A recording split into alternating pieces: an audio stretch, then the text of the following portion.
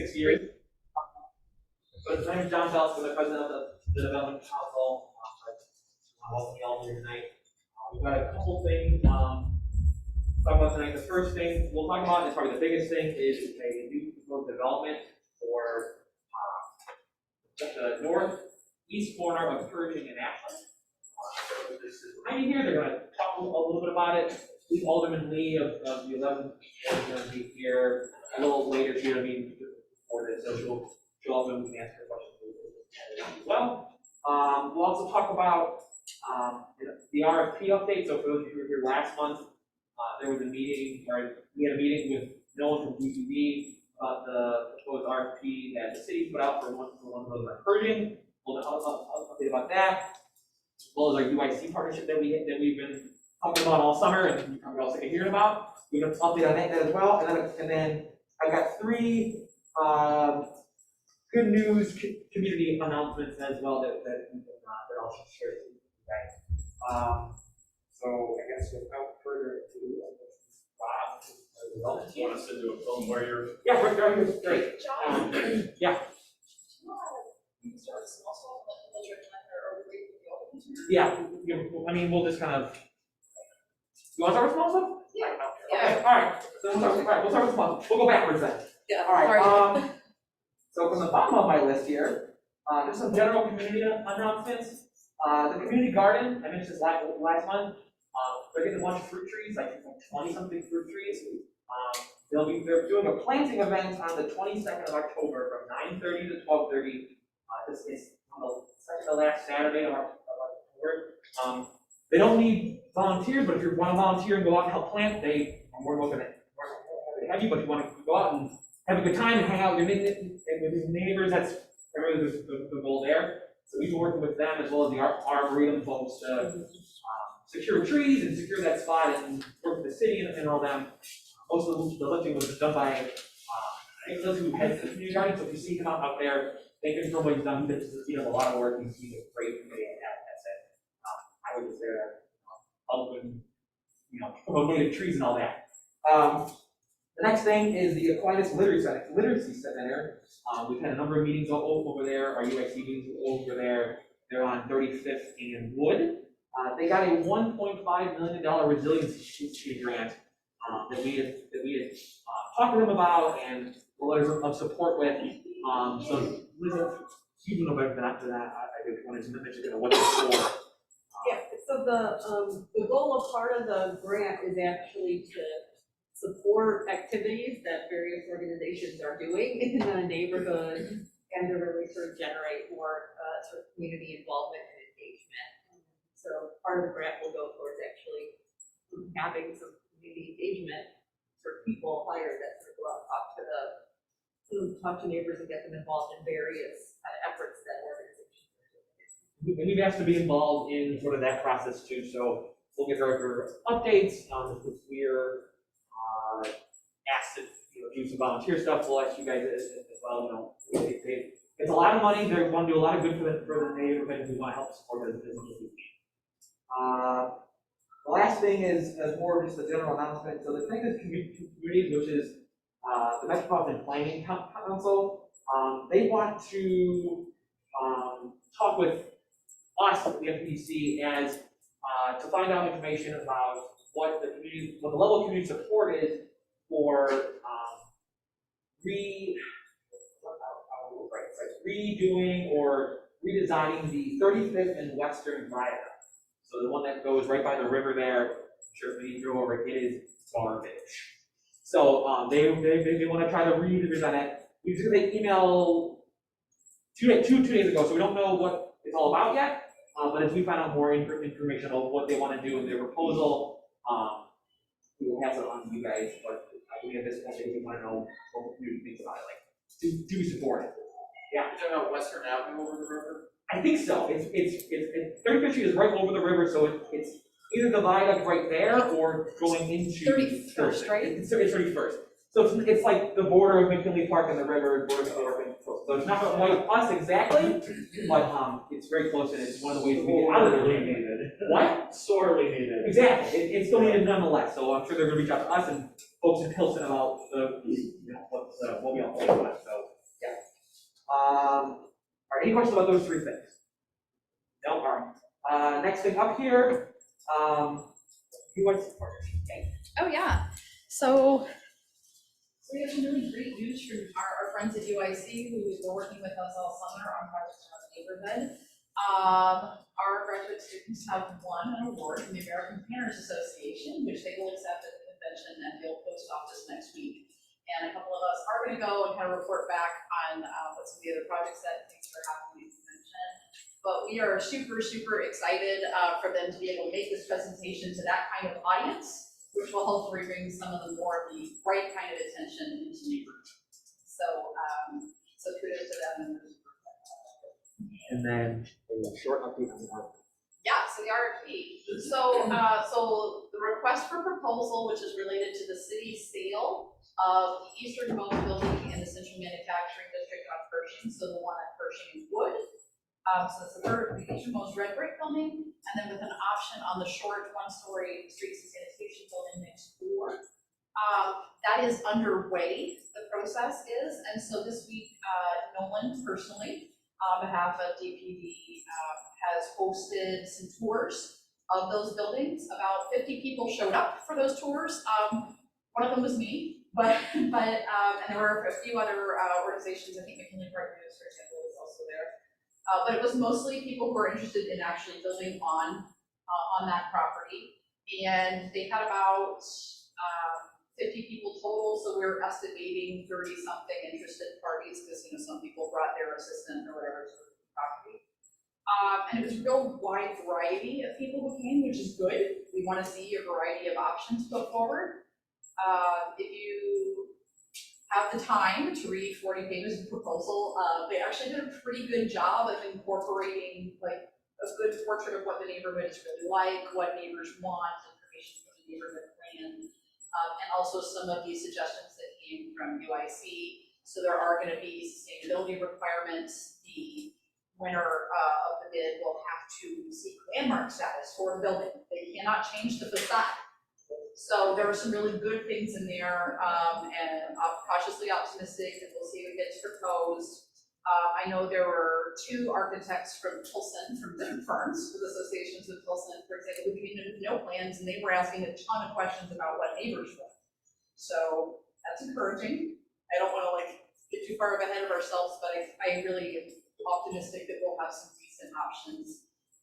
And also in regards to that, the city has said that they are willing to play matchmaker if they think somebody could take part of the building, but not all of it, and help make those things work. So as that process moves along, bids close out sometime in October. The city will make a short list, and then depending on how long or short the short list is, there may be opportunities to question some of those bidders directly before they make a decision. Yeah, as we learn more, we'll tell you guys more. Yeah. Yes. Is there any movement on the clock tower? The clock tower is not part of this deal. Right. There used to be 2 buildings that were, there were 2 red brick buildings, but now it's only 1 red brick. There should be 3. Oh, So there were 3 at one time, you right? mean for sale? Right. Yeah, so that's a great point. So what's happening here is the city tried that and it failed because they realized it's just too much for one party. So they're starting small. And after seeing it, let's put it this way, the inside of the building for sale is apparently in such a state that they didn't want to show that building. So they took us into the one next door and said, this is what it could look like when it's cleaned up. So my understanding is that the first thing the new owner will have to do is clear out 30 years of old CPS gutters left. And the clock tower, to your point, it's sort of weird. The city only owns 80% of the clock tower. Yeah. It's a weird. 80%. Yeah, it's that is goofy. Yeah, no one from DP had no idea how that happened. So that's a separate lift from those 3, 1, but 3 buildings really. So it's the easternmost red building and the little cinder block white building. Yeah. That's an option. Yeah, and another thing I should say, I said people had some questions about the neighborhood, and they were asking good questions about what is the housing market like, what do the neighbors think is affordable housing, what does the city think is affordable housing, what kind of housing people want. I don't actually anticipate that we're going to get a ton of housing bids because of some historical issues with other buildings on Pershing. But people are at least asking want to answer some questions. So, I think that's it. Any other questions for you, just the main event? Oh, I just had one other thing. I'm with Preservation Chicago. My name is Ward Miller. And I wanted to let you know that we've been working with UIC and University of Chicago on surveying single workers' cottage initiative. Right. So I just want you to know that we're in partnership here and wanting to help the neighborhood. And Mary Lou Seidel is leading our effort. But I want you to know we sort of brought this together, and we're really pleased to be able to help in the neighborhood. So. If you want to see more about what you're finding, We'll talk after. I personally live in a workers' cottage, so I have a vested interest. And we'd love to see, of course, the CMG landmark. Okay. So Yes. anyway. Alright. All right, so, other questions? Rob, for the development team, and then we will have 40 minutes to talk about this. Good evening, I'm Matt Gamrett, I'm the clerk one in Saratella, that's the John Key Park Development. Discuss with you the proposal. Let me just introduce the other folks that are here tonight. The team in Loud, who's with Terrace Cold Storage, the proposed contract purchaser and developer of this particular project. And Cody in the back there, who is the architect with Real Outcomes, services off. Mr. Sam Schwartz and did the traffic study, and they'll each give some discussion about the project. But just to give some brief background and where we're at, both as to this particular project and the process for the city and so forth. So as I indicated, Karis Cold Storage is contract purchaser for this. They have proposed a cold storage facility just under 100,000 square feet on this particular site at the northeast corner of Ashland Ave. It has gone through several reviews with city staff. This particular site is in PMD 8A. So those of you that are familiar with the area may know that as the former stockyards PMD. Cold storage fits within the warehouse wholesale freight use category in the zone code, and that is a permitted use within the However, it also is required under the city's new air quality ordinance to go through the site plan review process. So we've prepared and submitted a traffic study, which is required as part of the project, and also an air quality study.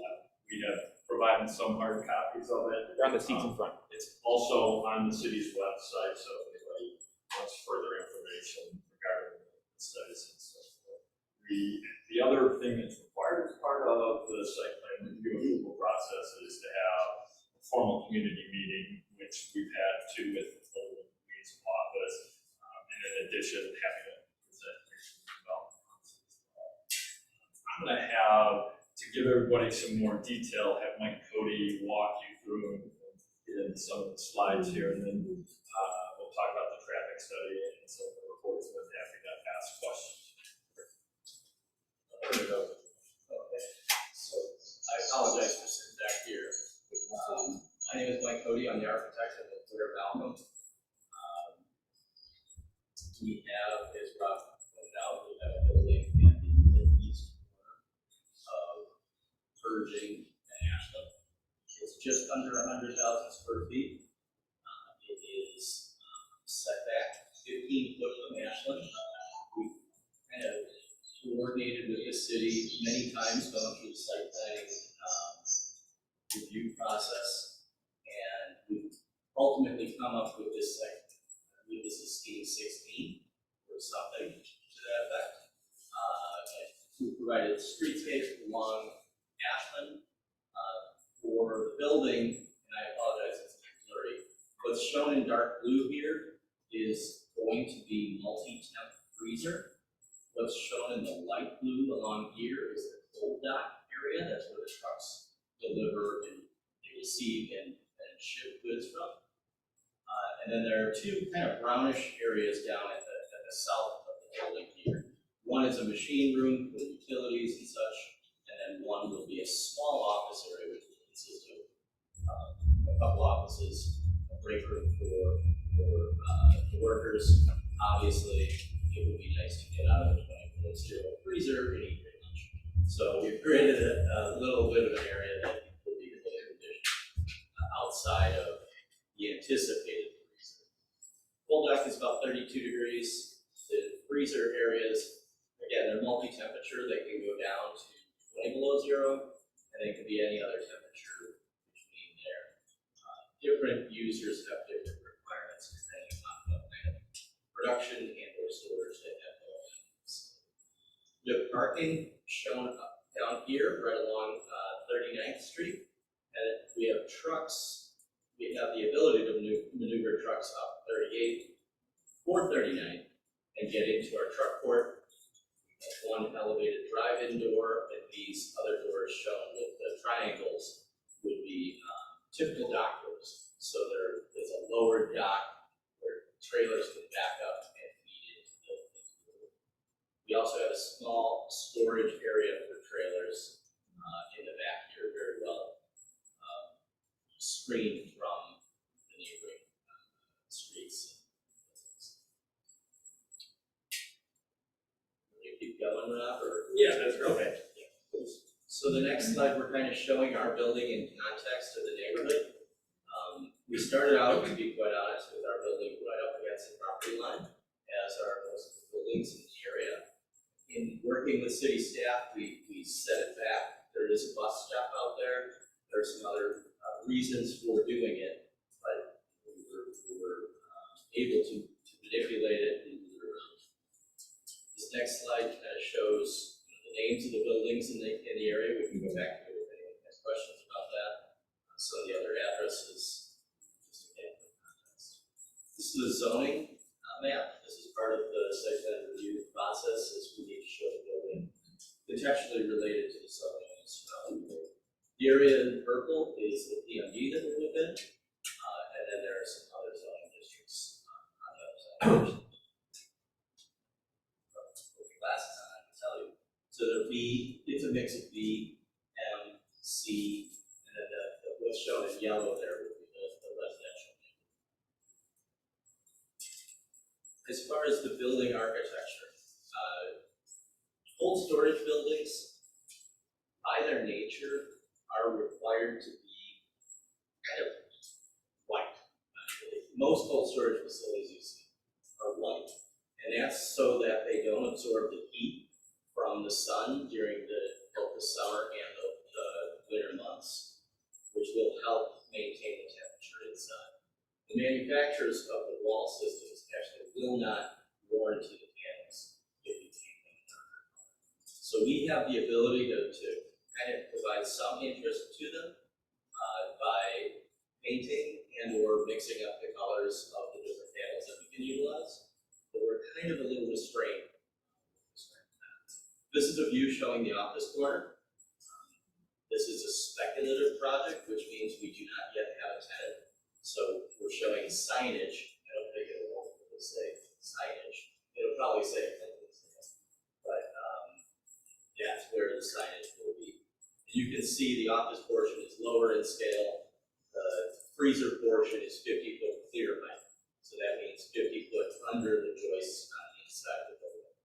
And that's so that the eventual user can rack up that high. That's what makes kind of a modern cold storage. Next slide is along Ashland. We're showing the building in context to our neighbors to the north. And again, we have our setback. We have provided a heavily landscaped streetscape. And then we also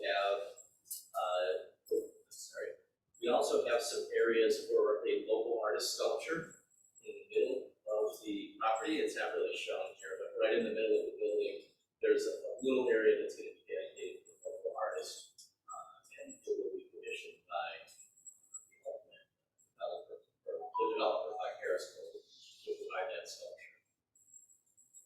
This is the business end of the building, the dock area. This is where the trucks back in. As I was trying to explain earlier, it's got a lower dock, so the doors are a little higher, so the trailers can feed into the building.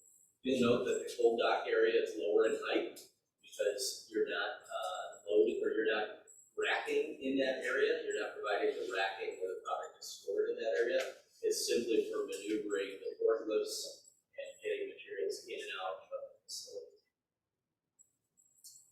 These are the flat elevations. It's a little tough to follow the renderings with the flat elevations. This is architecture showing all the sides of the building. Just noting that we're not leaving any side fenestrated, as it were, with coloring and different panels. Just trying to provide a little visual interest. Back to the site plan, we have a trash enclosure. We have some details that coordinate with that trash enclosure. We will also have landscaping and fenced areas that will develop. Just a couple of points that I wanted to add on to what Mike just presented to you. So hopefully you can see that a lot of thought was given to how this particular use building was laid out, all of the active parts of this facility, and this is a relatively low intensive use for a warehousing and industrial cabinets. And all of the active parts of the facility are facing towards the rest of the industrial and light manufacturing district uses. The setback along here was a negotiation and discussion with the city. Also, this heavily landscaped buffer here was a discussion with the city to recognize that as we move west, getting into the neighborhood, and we needed to be mindful of that. And so it has been designed that way. This is actually, I think, the only building in this corridor that is set back. There is a building or two maybe further to the south that are also set back, and we'll have it. You also have the existing landscaping median here, so that'll help provide some additional buffer. And then fenestration, we talked about a facade over here, try to bring up that facade, but wanted to just show that access, and Sarah will talk in a minute in more detail, but access, one point here on Pershing, the other point up here coming out of the site on 38th Street. So again, trying to move away from and be sensitive to where the more intentions are. So, yes. A couple questions about this setback. I'm really glad to hear that you mentioned a bus stop. That bus stop is for the source spot because the current owner doesn't allow, and they should. So we hope that you will do better. How much is this setback gonna be, and are you gonna be responsible for those trees, or are they gonna be easement where the city doesn't?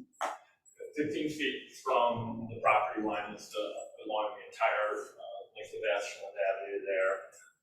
And those will be on private property, so it would be the owner responsible.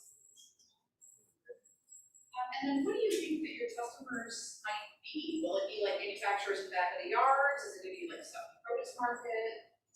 I'll let Amy Lau and Karis. Generally speaking, those sort of facilities, presents our purpose and purpose for a lot of it. Same type of classes. So I can't hear you. Yeah, it'd be exactly, cold storage is typically our, presents our purpose.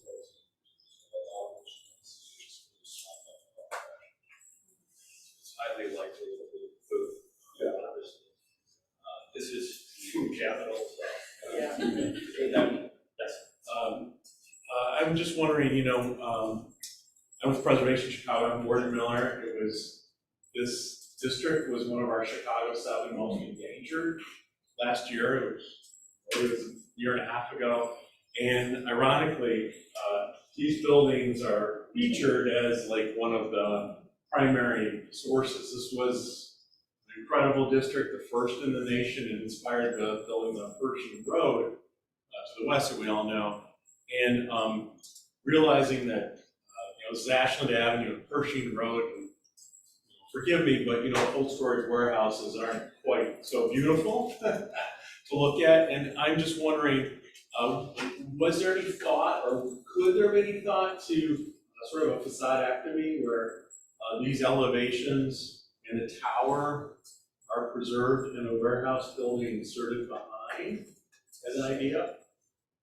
Yes, on the first part of your question, was there any consideration or was it discussed for a cold storage use building that cannot be done, as was explained, panels, the temperature control, not being able to pierce the panels at all, this building would not be able to do that. So that's how we arrived at. Sure. So, understanding that, we've seen buildings across the city where facades are preserved, so you get that streetscape. It's so important to preserve, and yet a new building is inserted behind. And, this is really a lovely street of buildings. I know that they've fallen into disrepair, even from our photographs from last year. It seems like, there's been a neglect, if you will, of current ownership or past ownership, depending on when the building transferred. But, certainly this tower is pretty remarkable.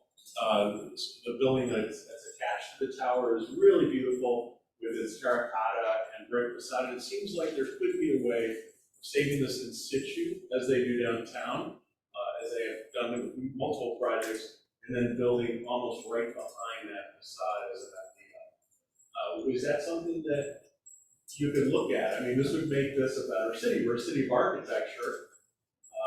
Cold storage buildings can be built anywhere, right? And this would make it very special as an idea and preserve that street front, which is so important, rather than a windowless facade. Even if these windows in a facade were not truly windows anymore, it still add to the vitality and the beauty of the street. And I appreciate those comments, I understand that, and we have talked to the city not about preservation of the building. It has a significant amount of issues in terms of it actually being a blighted building at this point. It is covered almost entirely with graffiti all the way up to the top of the clock tower and the windows broken.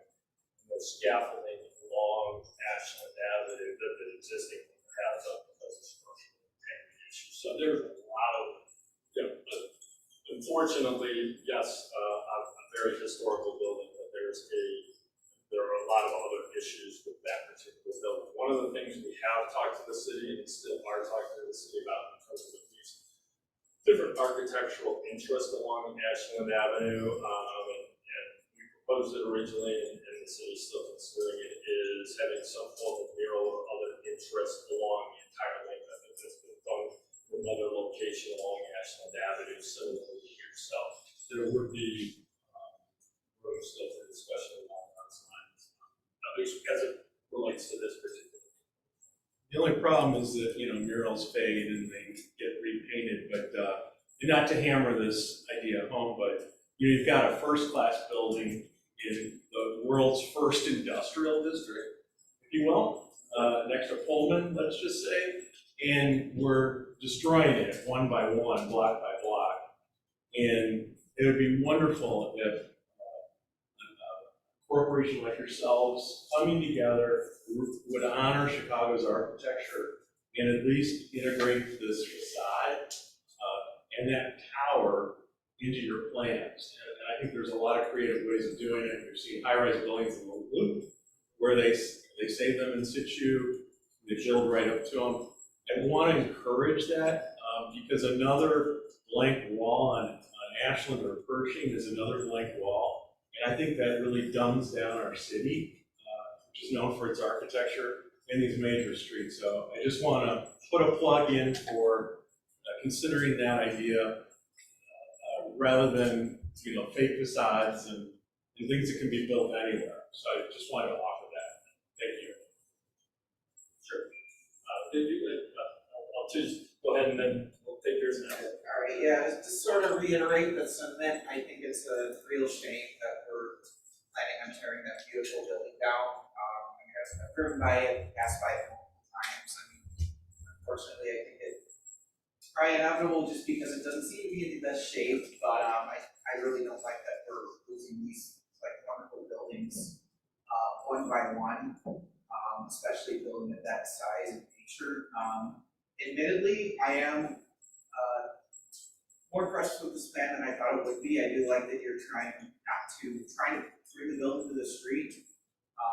I personally don't think the setback makes a lot of sense. I think, it's an industrial area and we shouldn't be honoring that by just bringing the building right to the street.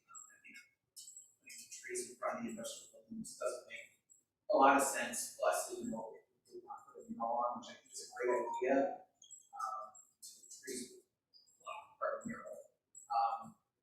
And also, I don't know if we're quite there yet, but has there been any like discussion about improvements to Ashland Avenue, like adding a better bike lane? That's probably something that I would have Sarah talk to in terms of when she gets in, but I'm happy to try to answer that question when she gets into the traffic discussion and she can give that first chance. Yeah. So, but happy to, and I know you're good. Do Yeah. you have anything else, so, comments or questions? Not at the moment. Like I said, it is, the right idea is there, I just wish it came all the way to the street. So, You're saying the city suggested setback, I thought you negotiated for it. No, they wanted it set back. Oh, interesting, is that coming from the 11th ward? No, it's not. EPA. Or maybe, okay. So, first off, I am glad to see industrial investment. I'm not among the crowd that I personally think is starting to take environmental justice a little too far in some unique cases, because there is a need for industrial and manufacturing facilities and warehousing facilities, even in populated areas. Because when you go to the store or buy something online, that's not a magic portal to some fantasy land where the product just comes into existence. We need physical spaces for these things, and quite frankly, we need to make more things in this country to begin with. So I'm glad to see that type of investment.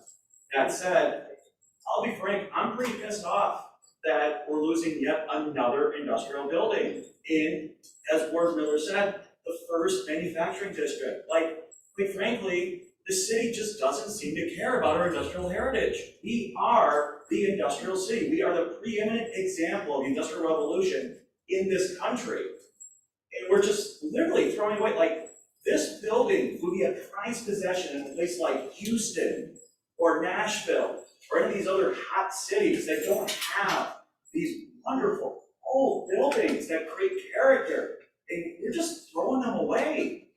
It's really unfortunate, and I just really echo Ward's comment. If there's any way that we can salvage at least some of the building, if you put your conditioned space into that interstitial facade, and maybe you don't need that 15-foot setback for all that length of Ashland. Maybe the city's amenable to that. But, you know, I work for an organization that talks with developers, engineers, and we see double skin facades all the time as an insulating element. Like, you can have that facade just standing there. It could just be even, you know, a true facade where it really is just like a paper facade, if you will. But if you can control the temperature in that space, it actually creates an additional buffer between that and then your facility. And even if that is just not practical, and you can't at least stick a structural bay and program it with the office space, the machine room, all your utility intakes, then fine. I'm also going to echo pulling the building up to the street and maybe swapping the landscape so that you put the landscape in the landscape planner system closer to Ashland, so that as a pedestrian, you're not sort of shoved between what's effectively going to be this very suburban-esque environment where you have bushes, 50-foot blank wall, and then the high-speed traffic on Ashland. If you move the landscaping over to the curb line at Ashland, at least then you would have a tree canopy to be a little bit more pleasant as a pedestrian, and at the same time, you would actually give that landscaping a little more room to grow. If the trees get bigger, that's also going to reduce your daytime heating. You get that western exposure. So, I mean, that's all I have to say on it. I really wish we could do a little bit more creative thinking. I know those buildings are probably not conductive to cold storage, but we have the lowest industrial vacancy ever in the Chicago region right now. To the point where a 108-home subdivision in Bensonville was bought up for $64 million and leveled for 3 warehouses. That's how tight the industrial market is. So if not cold storage, you know, if the building's in better shape, I bet we could find tenants for it, but it is what it is. Crazy demand out there. Yes. So I think, this seems like something we could maybe have a conversation another time, there's just a lot going on here. But, I'm wondering, as I listen to everybody, is there some middle ground where, say, there's a church in Wilson where they literally left the stone wall. That's it. It's raised up. I know exactly. You know what I'm talking about? Yes. Is there any situation where like that's against the street and you get your 15-foot setback? Or, behind that, so there's space and you can keep the arches and fence and things around and make it nice, maybe something like that?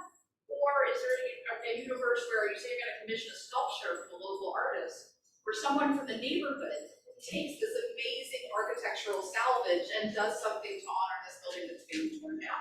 And maybe that's part of the narrative discussion is, I would say that in terms of at least some recognition existed there.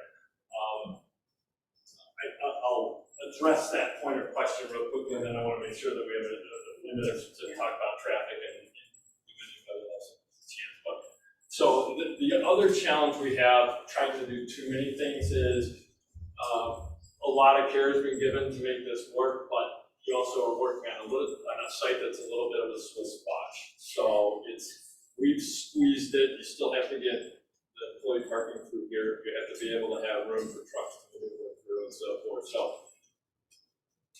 absolutely, there's good ideas being discussed and so forth, but we can't do everything. We can't have a setback, landscaping, keep the facade. If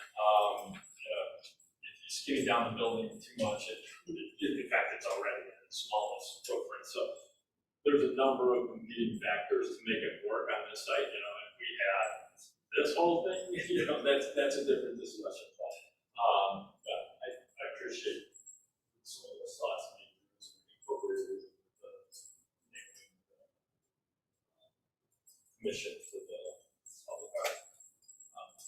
Sarah, you want to walk us through your traffic study briefly, and then happy to answer any questions.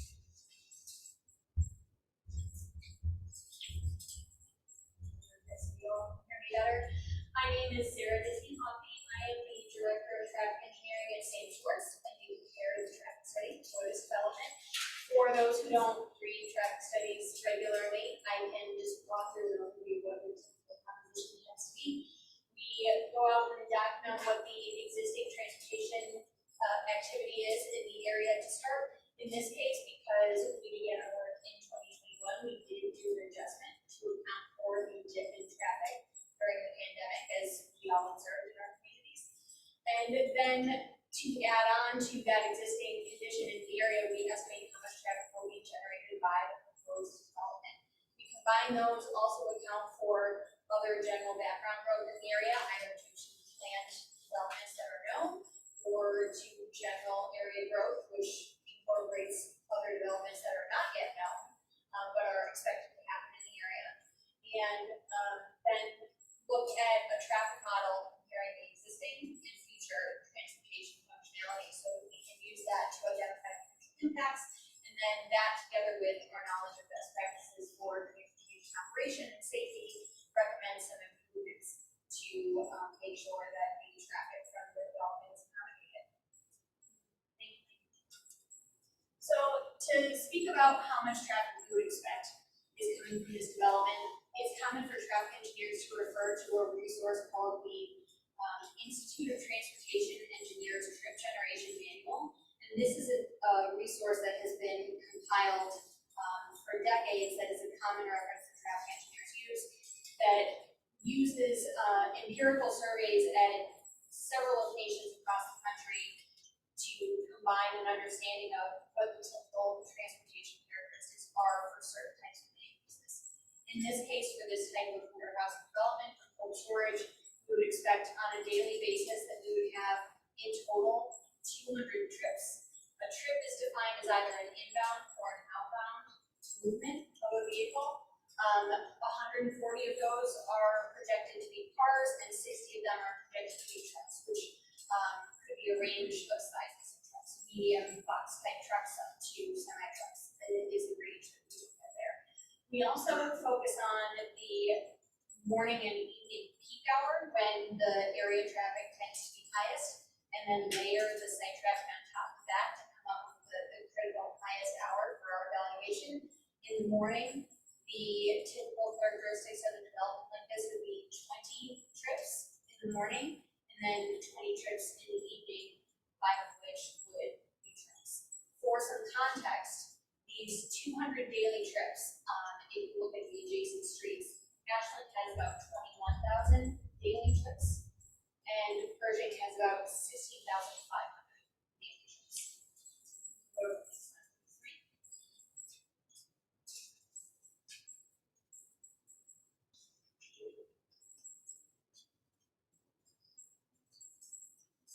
One of the questions we got from another member of the community during previous meetings was about how much truck traffic is on the adjacent streets today.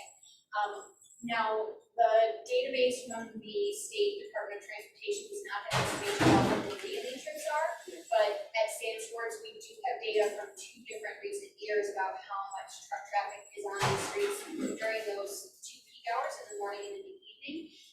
And this is an interesting comparison because it allows us to look at both pre-pandemic and post-pandemic conditions. So we can see that from 2017 to 2021, the truck traffic on both streets during the peak hours did go down a little bit, but in general, we're in the wide range of 125 up to about 270 truck trips during an hour.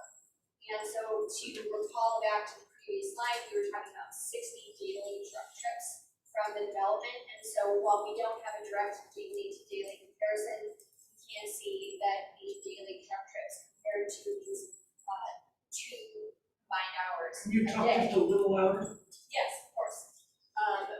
And I can face forward as well. That if there are 60 daily truck trips from the development, you can compare it to what these 1 hour in the morning and 1 hour in the evening truck trips are that we've documented to see what the relative comparison is. 60 from the development versus this 1 to 300-ish range existing today. Can you go to the next slide, please, Mike? We also got a question about pedestrian and bike activity in the area, which is something that we document when we're out there observing current transportation conditions. Generally speaking, there's not a lot of pedestrian and bicycle activity in the morning. We see more in the evening, concentrated mostly around the Pershing and Ashland intersection, where we do have a lot of transit access. So, in general, per intersection, during the morning, evening peak hour, bikes on road, we saw a range of 0 to 8 bikes per intersection during the peak hour. And as for pedestrians and bikes and crosswalks, we saw 0 to 20 per intersection during the peak hour.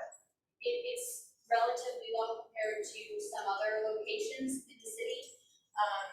And that is a demonstration of what the street level activity is today. Yes, what were they interested in? That is a great question. It's I believe April. I can look that up for you. As long as there's a difference between Certainly. July. Yes, it's not February. Okay. But April's pretty cold too. I was gonna say, Can be. right, still be good. And so just to wrap it up, and I'd certainly be happy to answer any additional questions. Our general conclusions documented that the site traffic would account for roughly 0.2 to 0.3% of traffic on the adjacent streets. But we do have recommendations to enable traffic to move around here safely after the development is completed. As Rob mentioned, there's 1 access driveway to Pershing and 1 to 38th.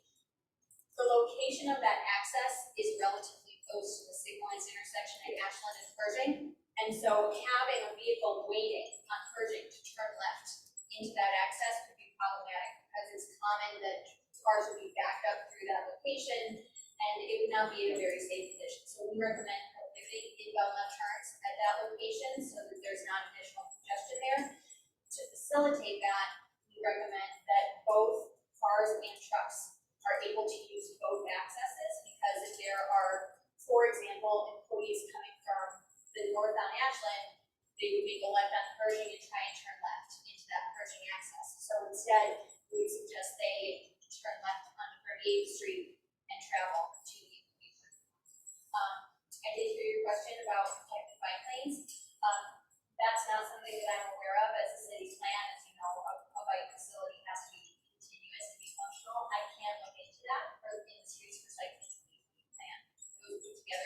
CDOT. And that would be something that was done in coordination with the county to stay in jurisdiction of Ashland. Any other questions I can answer?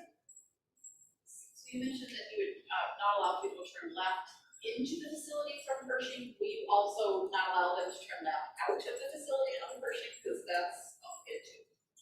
It is complicated, but less impactful, since if somebody is waiting, the queue storage is happening within the property, rather than obstructing through traffic on the street. That is not something that was part of our initial evaluation, and I should say, I should have mentioned earlier, our full report is posted on the city website and has been vetted and reviewed through CDOT, and so that was something that they were comfortable with as a permitted movement. But the point is well taken that there needs to be a clear gap for that traffic. If you were to do the trucking thing and run all right turns, as someone prefer, you pop out on. See if that's Pershing. You know, if I recall correctly, I do believe that eventually 38 runs into private roadways within that same property over there, and so that's why we did not direct any traffic. We didn't assume any site traffic. If you're back there, yeah, like I can't say more. You can't, have bikes back there before, you took it out that way. Okay, very good. I'd also like to add that we that this traffic study studies the traffic to the site. Internally, we try to create enough truck queuing to manage our truck flow within the site. I know a lot in the city, truck queuing is really handled in its own way. And I think we try to create at least a situation where trucks are able to maneuver into the site and have a little flexibility to get flow going a little bit. More behind. Time check, about 5-10 minutes or so, before we get kicked out of here. So, yeah. I will spend 2 minutes or less on the air quality study. Unfortunately, our environmental consultant could not be here tonight, but I'm familiar with the requirements, and we'll just give a quick summary. It also is on the city's website, so if anybody wants to see in detail, we talked about water copies of it. But as I mentioned in the beginning, as part of the city's air quality ordinance and site plan review, an air quality study has to be performed for these types of uses, whether or not they're going through a zoning change or just citing that approval. That was conducted, as you would expect. This is not a traditional smokestack type of industrial use. So the on-site emissions are relatively low. The study does take into account a gas-powered space heater. And I believe, Mike, is that primarily for the office area? Correct. It would be like a rooftop unit on the office. So that's one of the emissions that would be an on-site non-mobile emission that was modeled in this study. The other emissions that are really taken into account, both on-site and off-site, are the traffic. So the employee cars, not surprisingly, coming in and out. Not huge emitters, but they do have emissions, and then the truck traffic, both on-site and off-site. For the most part, these trucks do not idle on-site. They are refrigerated trucks, cold storage, so there will be some idle.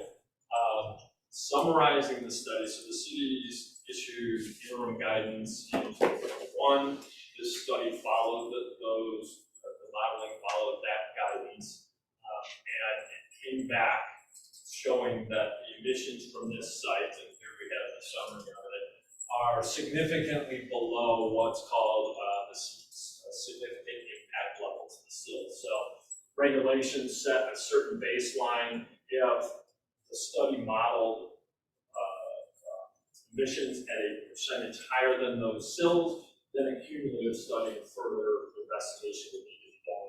If you can see here, the PM10, the PM2.5s, both on 24-hour basis and annual, and the NO2.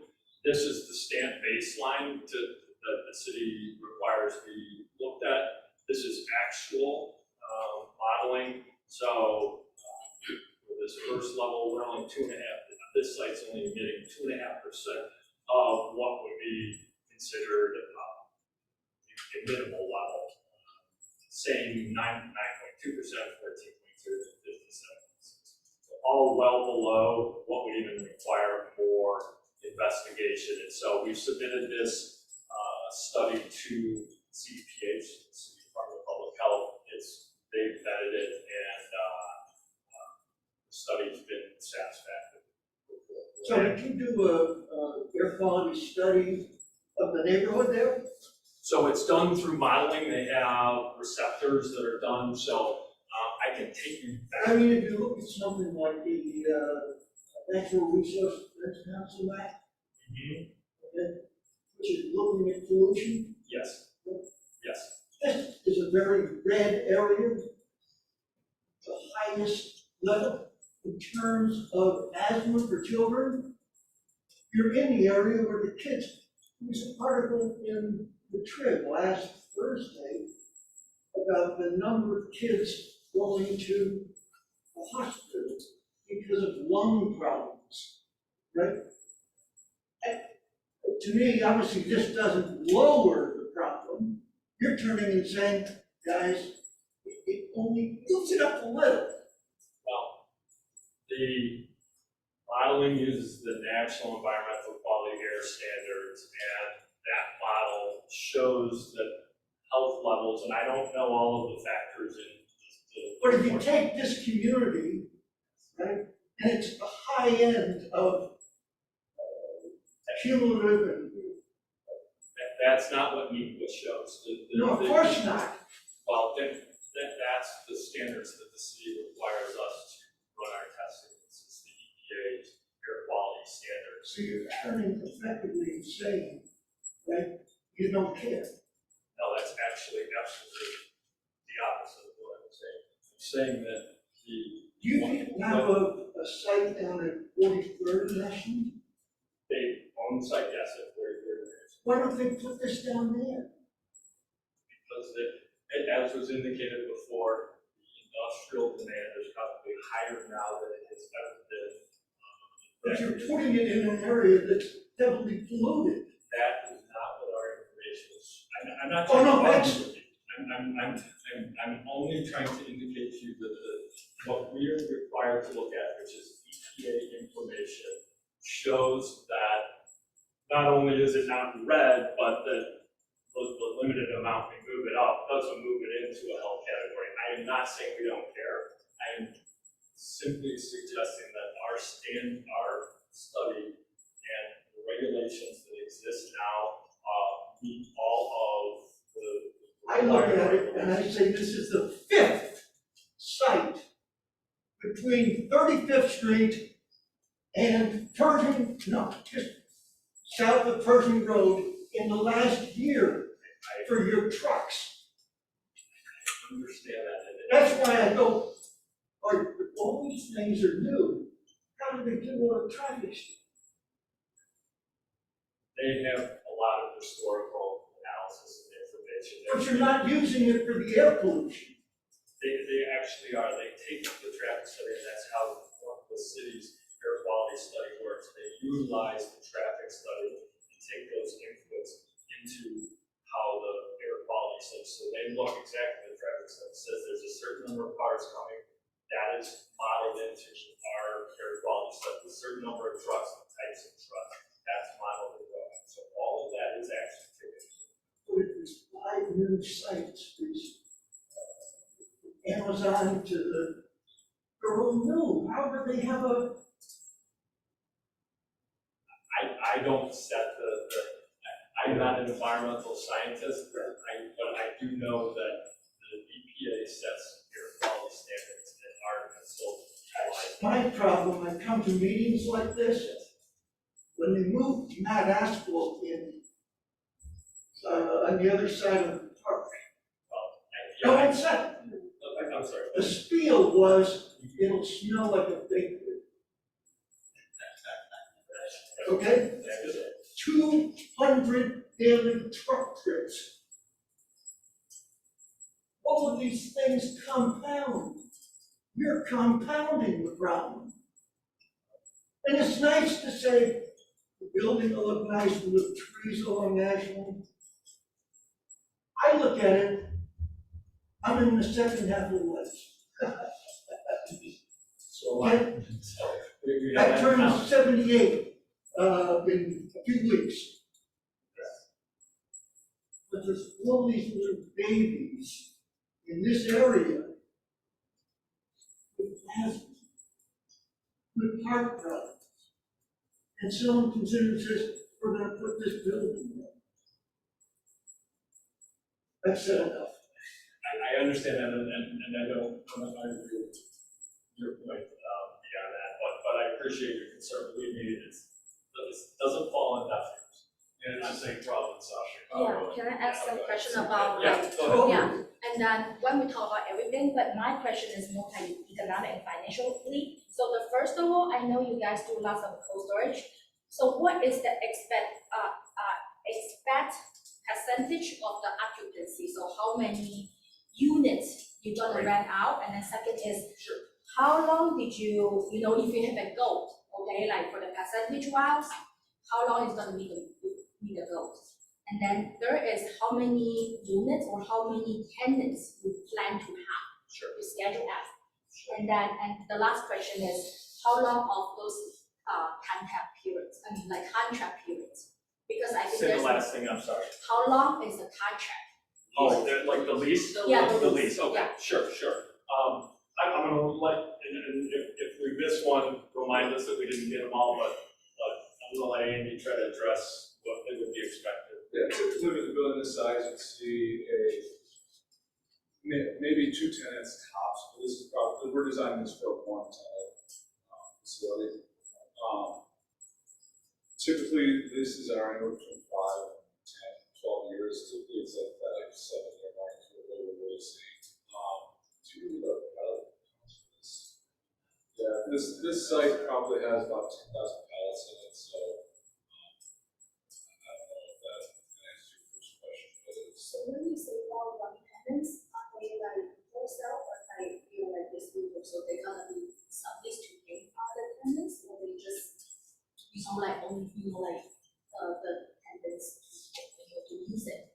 Yeah, so it's hard to exactly answer that because you don't know what type of tenants. You have publicly refrigerated warehouses that take in multiple, say a cheese company, a meat company, you store 10 pallets in the freezer. So they'll handle those pallets, they'll take them to trucks, store them, and then ship them off to them.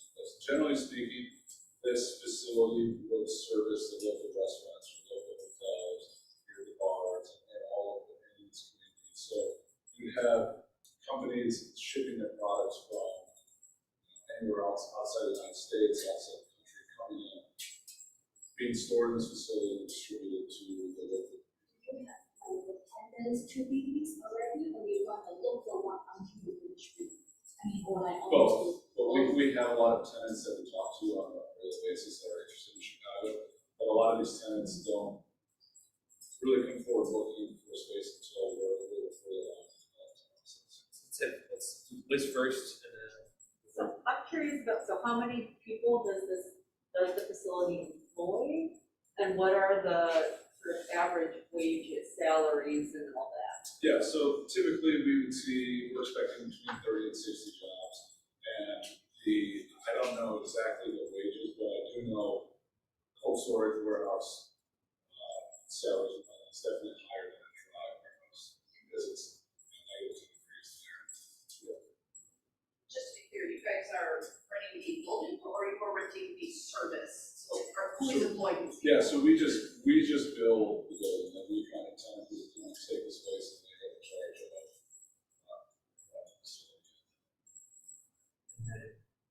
Take one more question, and then. Yeah, what's the timeline for construction, like how many more hoops do you have to jump through to get approval? And then once you have approval, construction time? The next step in our process for approval is to submit to the city for the site plan approval, which is administrative approval. That would be the next step. And I'll let, again, Andy or Mike address timeline for construction, best estimate, or actually, even better Mike Stella, who's our general contractor on this, Yeah, timeline of support with Harris is already purchasing the approvals. Once it is to a point to go forward, we still have to complete the demolition of the but the goal would be to submit a permit. It's about a 4-month process of the city of Chicago. We're looking at probably May, then building will down, and we'll start construction of the new facility. Timing of that will roughly bring us into the beginning of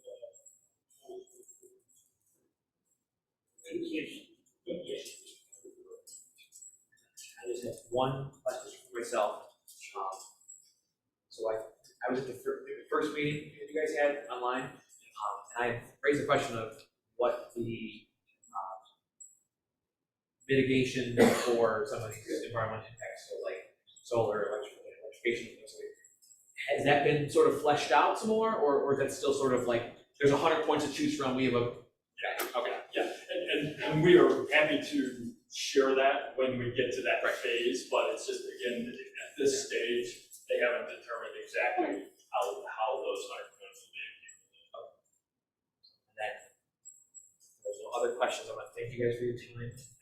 It closes here, so appreciate it.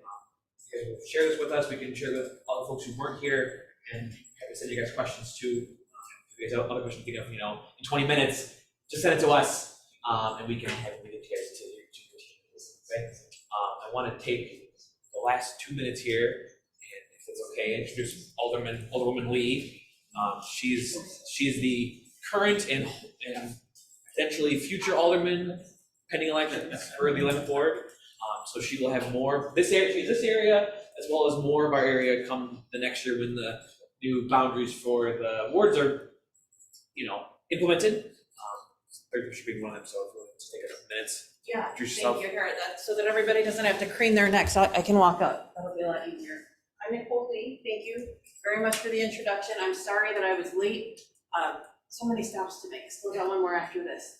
I really appreciate you hosting this conversation. I was really pleased that you all reached out and that we were able to have some initial contact. I'd love to continue to do more like this. For the team from Paris, we've now done 3 of these meetings, and I really appreciate that because we're only ever required to do 1. And I appreciate that you listened to the feedback from the community. I know some of this you can change, some of this you cannot. But to me, it shows the kind of company and the kind of partner you're trying to be in this community if you want to invest in it here. No matter where you end up on the spectrum in that conversation. I'm new to this, and I haven't seen another company be so willing to sort of meet 3 times and show up. So for that, I want to absolutely acknowledge you. And on the truck parking piece of it, as someone, I live in Chinatown.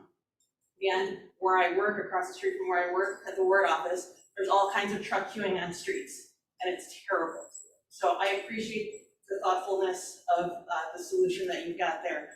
None of this is perfect, obviously, and I think you guys already talked a little bit about where you are in the process. You obviously know from all of the meetings that you've participated in that we've got a community that really cares. This is not just a place where we rest our heads, we're raising our families, some of us for generations. We want to be able to continue to do that in a healthy way. So appreciate everything that everybody in this room is in. You've taken time out of your busy lives to show up, and not everybody does that either. That's why I'm so proud of the 11th Ward. So excited to have this group in McKinley Park, at least part of it in the ward, and I think that we have some really great opportunities to do some nice things. Really think about what we want in this community longer term, so we can make some better plans and figure out how we can do this a little bit differently in the next 10 years. And be partners with companies like Harris or others that want to come in and do business with us. I think where there's a willingness to listen to the community, to take some feedback, we would welcome companies that want to do that.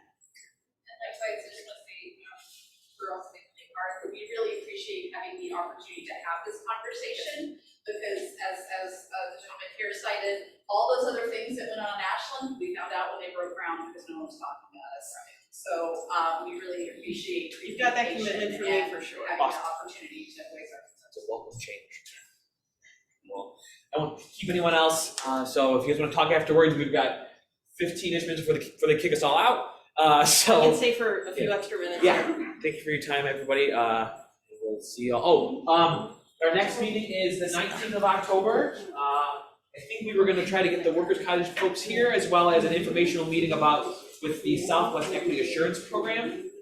So it'd be a sort of an informational meeting about what these guys found, as well as what you guys can utilize, some other tools you can utilize for the neighborhood. And then lastly, if you feel strongly about joining the board, we are looking for volunteers. Come hang out with us, and if you guys want to get more involved, come talk to us. All right, thank you, everybody.